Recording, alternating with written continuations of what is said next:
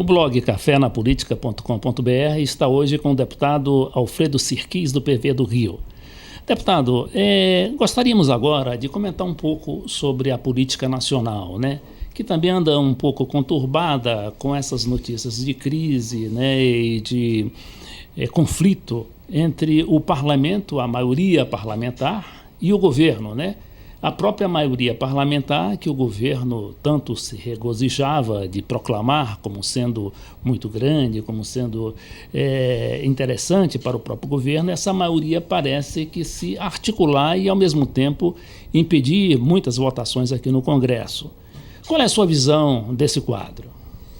Bem, com os amigos que ela tem, a Dilma simplesmente não precisa de inimigos, nem de adversários, porque é uma base de sustentação que, tirando alguns parlamentares com uma tradição de esquerda, quer dizer, a bancada do PT, a bancada do PSB e alguns mais, uma pequena parte da bancada do PDT, o resto está apoiando o governo por fisiologismo, porque estão aí... Agora, o fisiologismo... dentro do executivo.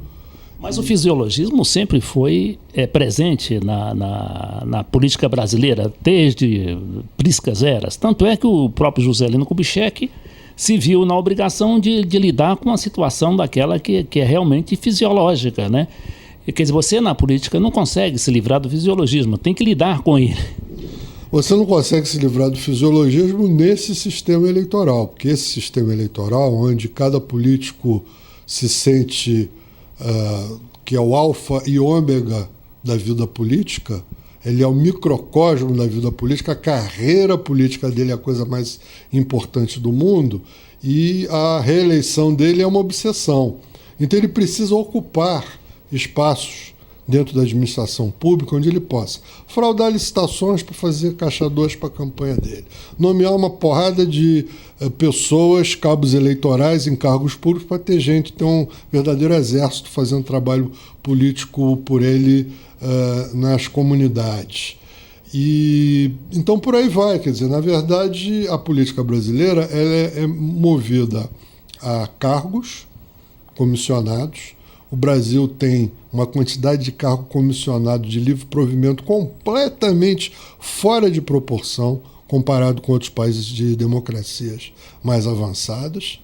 A gente precisava fazer uma lipoaspiração nesses cargos comissionados de livre provimento e reforçar a ideia do concurso público e reforçar o corpo de servidores públicos concursados. Então, nesse sistema que nós vivemos, de fato, o fisiologismo é o amálgama, é o cimento, é o que segura tudo junto. Então, a discussão é muito simples. A discussão é cargo, posição dentro do governo, cargos onde se possa nomear muitos cabos eleitorais para fazerem campanha por você, cargo onde, eventualmente, se possa roubar. A palavra é essa, através de licitações fraudadas, através de extorsão de pessoas submetidas à fiscalização, através de outras formas que o controle do aparelho de governo propicia. Então, nós, de fato, estamos diante de uma sequela profunda do sistema eleitoral que temos, né? E o fisiologismo ele é produto dessa situação. Deputado, o senhor trabalhou na campanha e foi um dos coordenadores da campanha da Marina Silva, do Partido Verde, o seu partido, à presidência da República na última eleição. A Marina teve uma expressiva votação, né? Parece que quase 20 milhões de votos, e foi uma grande eleitora, né? Então, o Partido Verde, de qualquer maneira, ele tem uma grande responsabilidade em ter uma proposta política clara, evidente, né? Então, eu gostaria que o senhor, se possível, nos mostrasse qual é realmente a proposta do PT para o Brasil de hoje e como está o PV, né? O PV, se o PV, eu não entendo bem a posição do PV, se ele está na oposição ou se está no governo. Ou, claro, que no governo ele não está, mas também não está na oposição. Como é que é? Eu não estou sabendo como é que está a situação do PT. Bom, mas aparentemente você não está sabendo nem que a Marina saiu do PV. Pois é. Eu sabia que realmente a Marina ela não anda muito inconstante. Ela foi até recebida ultimamente pelo presidente Lula, e desculpe a ignorância, né, eu devo confessar, mas o PV, então, qual seria a posição política dele hoje? Bem, o PV sofreu uma tragédia inominável depois dessas eleições. Você imagina um partido que numa campanha presidencial consegue 20 bilhões de votos, quase 19% dos eleitores, e aí se dedica a tentar humilhar e marginalizar a candidata que lhe propiciou esse resultado.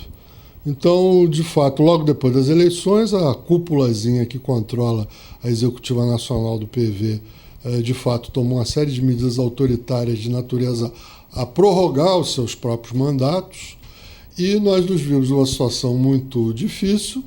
A Marina saiu do PV, penso eu, do ponto de vista tático, foi um erro, ela não devia ter saído, mas ela saiu provocada por essas pessoas que praticamente a escorraçaram de dentro do partido. Eu que sou fundador do partido, fui presidente do partido durante 8 anos, fui a pessoa que escreveu o manifesto, o programa do partido, e estou nesse momento em ostracismo, fui expurgado da Executiva Nacional, fui expurgado do Conselho, estou assim como um militante de base do Partido Verde, completamente no ostracismo, digamos assim, e não conseguindo ainda acreditar que, de fato, esse pesadelo está acontecendo. Correto. Essa também é uma das mazelas da política brasileira, né? Essa inconstância, né? Sobretudo ideológica. Isso não só aconteceu com o PV, aconteceu com o PMN, né? Com o velho Partido do Prestes e muitos outros partidos, né? É justamente esse golpismo, esse tipo de muito natural, que é natural na política. Mas de onde vem? Isso vem do sistema eleitoral. É um sistema eleitoral que engendra uma tamanha cultura de fisiologismo, de mediocridade, de individualismo, que acaba contaminando mesmo aqueles partidos que surgiram com uma base ideológica, uma base programática. Hoje, por exemplo, o PT, com toda a história magnífica que o PT teve, a gente olha aqui na Câmara, metade do PT ainda guarda aquelas características de um partido de esquerda mais ideológico, a outra metade era de gente que podia estar em qualquer outro partido. Não está no PT porque é o partido do poder, eles se aproximaram, entraram... Nivela por baixo, né? Nivela por baixo. E no PV está acontecendo, no Partido Verde, no meu partido, está acontecendo a mesma coisa. O Partido Verde ficou completamente dominado por um grupo de pessoas absolutamente de prática fisiológica. Agora, o Lula, o ex-presidente Lula, que é um pragmático, ele costuma dizer o seguinte, olha, isso quando ele é presidente, diz assim, olha, o Congresso é eleito pelo povo. O povo elege esse pessoal que está aí. Eu tenho que governar com esse pessoal. Não vou poder governar com um Congresso idealizado, porque eu não vou sair do mesmo lugar, eu vou ficar sempre perdendo as votações. O que fazer diante disso? Olha, eu não vou dizer que seja uma situação simples, porque, de fato, a situação da Dilma, por exemplo, ela precisa de uma base de apoio no Congresso para governar. Ao mesmo tempo, essa base de apoio tem uma cultura profundamente fisiológica e quer dela, basicamente, aquilo que eu me referi há pouco. Agora, penso que a presidente Dilma, de uma forma gradual, discreta, porém constante, ela tem procurado, de alguma forma, pouquinho a pouquinho, modificar essa situação. Perceba o seguinte, primeiro, todos os ministros que saíram por motivos éticos, digamos assim, foram substituídos por ministros ou muito, ou pelo menos um pouquinho melhores do que aqueles que saíram. Então ela deu uma certa apertada. A única exceção é o ministro Nelson Jobim, que não saiu por esse motivo. Foi o único ministro que saiu, de fato, por motivos de incompatibilidade com a presidente, mas que não tem a ver com esse fenômeno que eu estava me referindo. Então eu tenho visto que a Dilma, ao contrário do Lula, que se entregava a essa situação de uma forma, digamos, relativamente prazerosa, que isso para Dilma é um fator constante de tensão, de frustração, e ela sempre que pode, ela tenta melhorar um pouquinho essa composição. Agora, a contradição existe e eu acho que ela só muda se mudar o sistema eleitoral. Porque se nós tivéssemos partidos ideológicos e uma eleição por um voto de lista partidária e um componente distrital, nós teríamos uma situação diferente. Não vou dizer que vai desaparecer o fisiologismo, o clientelismo, o assistencialismo, de um dia para o outro, mas vai criando condições melhores para que pessoas melhores se interessem pela política. Hoje em dia a política tem afastado as melhores pessoas que existem na sociedade, porque só o jeito de pensar como é que ele vai fazer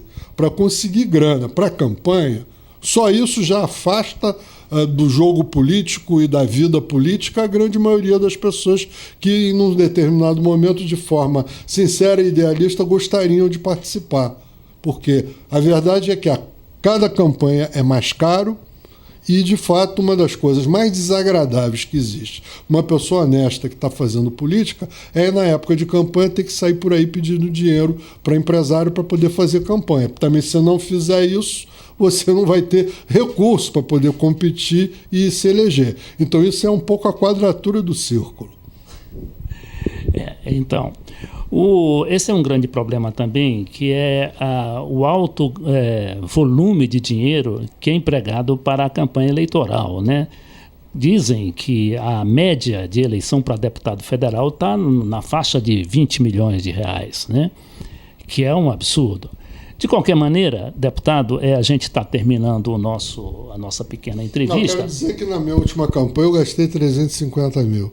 350 mil. Eu não estava acusando o senhor. Não, pelo contrário, não, né? Sei que você não estava me acusando, não. Mas agora... Não, tudo bem, porque eu falei em média... cada vez maior. Eu achei porque o fato é... Eu sou uma pessoa que tem um nome no Rio de Janeiro, sou conhecido, tenho um voto de opinião, por isso também... uma situação de fragilidade extremamente grande, porque eu estava dizendo que aquele sujeito com centro assistencial, ele pode ser flagrado praticando um ato de pedofilia, que ele vai ser reeleito da mesma forma. Agora, uma pessoa como eu, ou outros companheiros do chamado voto de opinião, que são eleitos basicamente por uma classe média politizada, de alto nível intelectual, etc., etc., uma notinha que saia contra você na coluna de não sei quem, você já perdeu um monte de voto e periga não se reeleger. Então, de fato, é uma situação de duelo muito desigual, quando nós, essa ínfima minoria eleita por voto de opinião, tem que enfrentar essas máquinas, esses centros assistenciais, esses votos comprados, esses votos corporativos, e outros tipos de voto também, votos de gente que tem... liderança em congregações religiosas e recebe um voto religioso, digamos assim, por aí afora. Ou seja, o Brasil avançou muito em termos econômicos, avançou muito em termos sociais, mas em termos políticos continuamos tão mal quanto estávamos. Nós entrevistamos assim o deputado Alfredo Sirquis, do PV do Rio de Janeiro.